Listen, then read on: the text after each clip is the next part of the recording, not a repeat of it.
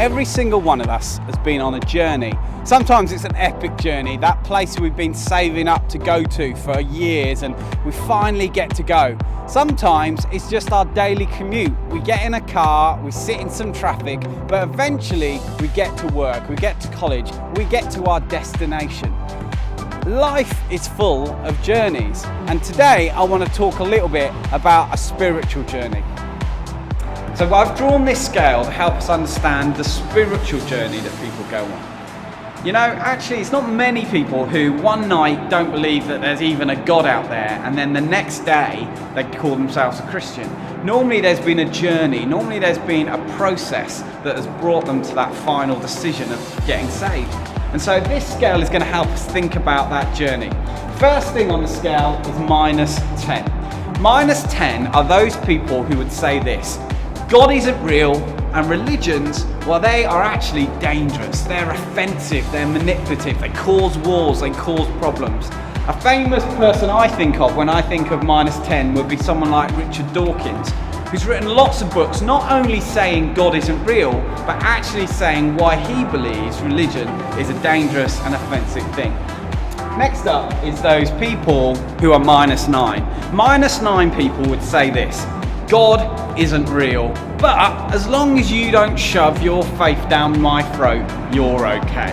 In some ways, people who are -8, they can be harder to talk to about God than even the people who are -10, because these are the people that don't care. They simply say, I don't care. I don't care if God is real, and I don't care if you're a Christian. -7.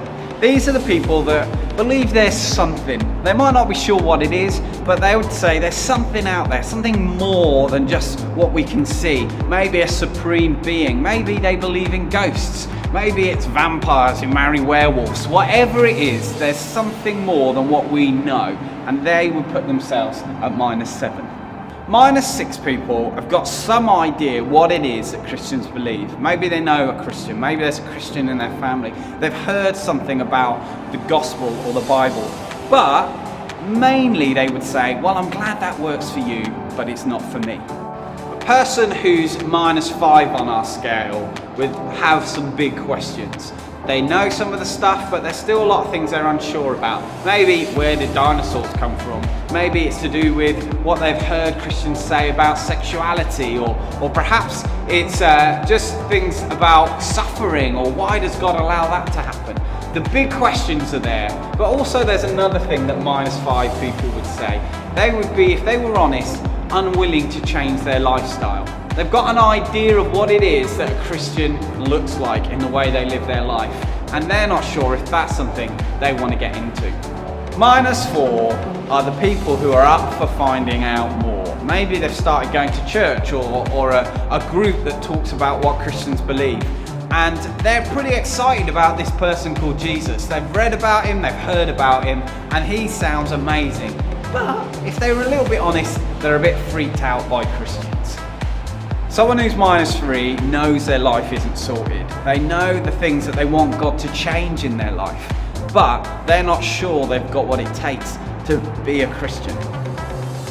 -2 are the people that know they need to do something. They know that being a Christian is about actually giving your life to God, making him front and center, making sure that he's the most important thing in your life. And they know they need to do that. It's just that feels like a huge step of faith. They can't see God. They're not even 100% sure what it's going to look like if they become Christian. -1. -1 is the person who simply says this: I know that becoming a Christian is the best thing I can do with my life. The only thing is, they haven't quite done it yet. Perhaps they're one conversation away. Maybe they're an event or an opportunity to respond. They know what they've got to do. They know it's the best thing.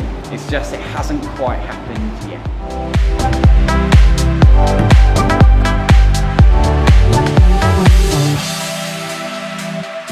So, where is your friend or your family member on that scale? You need to find out. Maybe you need to ask them some questions so that you've got a better idea. But once you know where they are on the scale, the next thing is how can you get them just to move on to the next bit, to move from -8 to -7. maybe you need to think about what is it that they need to hear, and then get some information and start telling them that stuff. And that's how you're going to help them go on that journey.